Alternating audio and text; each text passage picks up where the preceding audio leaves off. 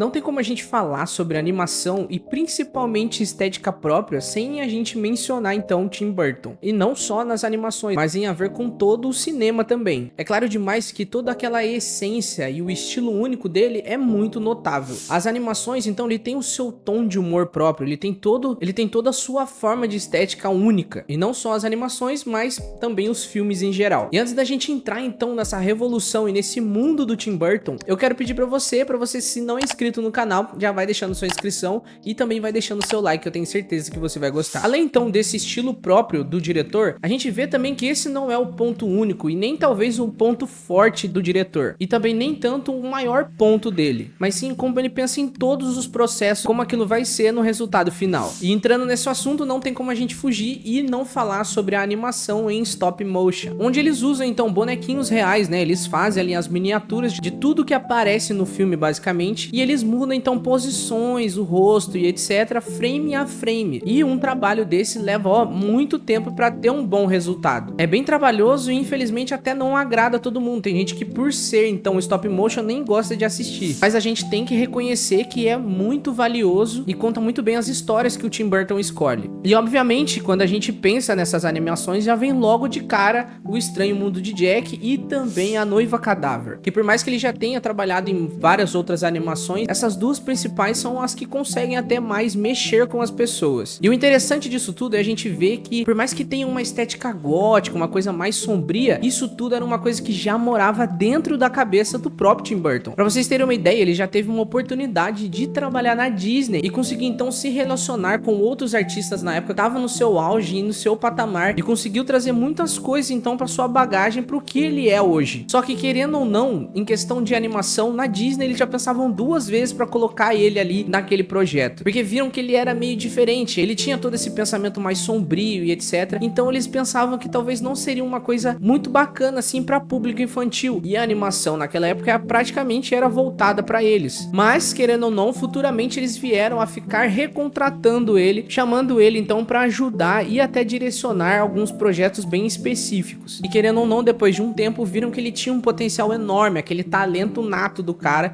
e começaram a colocar ele então em alguns projetos, porque eles visavam todo, né, o cash que ia vir depois disso tudo, e foi o que realmente aconteceu. É muito legal que em 1981 ele já tinha todo esse acabamento e pensamento sombrio nas animações tomando forma. Em 81 ele lançou The Island of Dr. Agor, mas o que realmente veio chamar a atenção de um público foi Vincent, de 1982, porque ele usava também aquela estética de stop motion. Então olha só, nos anos 80 o cara já tinha esse pensamento de utilizar então o stop motion. Infelizmente esses projetos então acabaram sendo curta-metragens. Se você pesquisar você consegue encontrar ele completo na internet, porque é bem pequeno mesmo. E a Disney até então não quis continuar com aquelas ideias e tudo mais para um longa-metragem. Para eles não faziam sentido continuar com aquilo.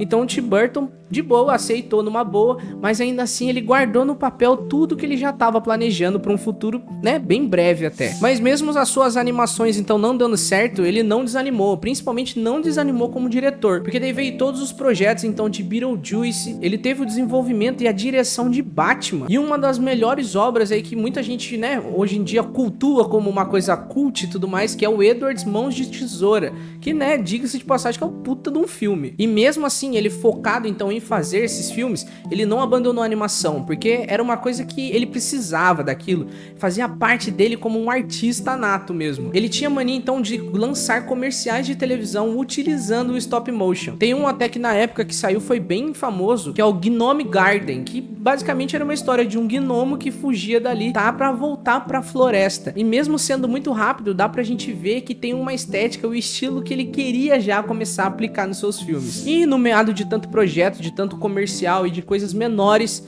ele teve a grande oportunidade em 93 de lançar O Estranho Mundo de Jack.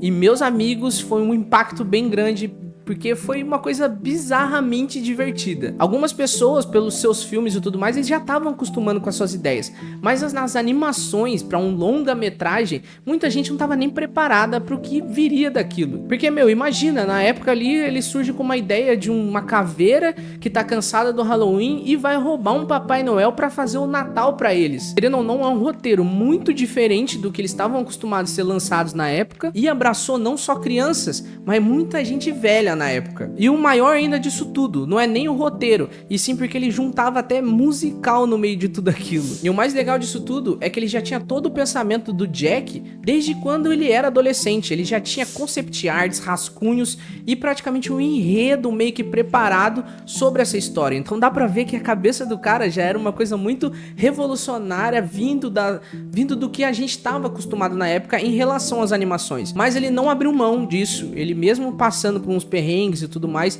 pensando em até em deixar a animação, muita gente não achava que aquele estilo seria praticamente rentável.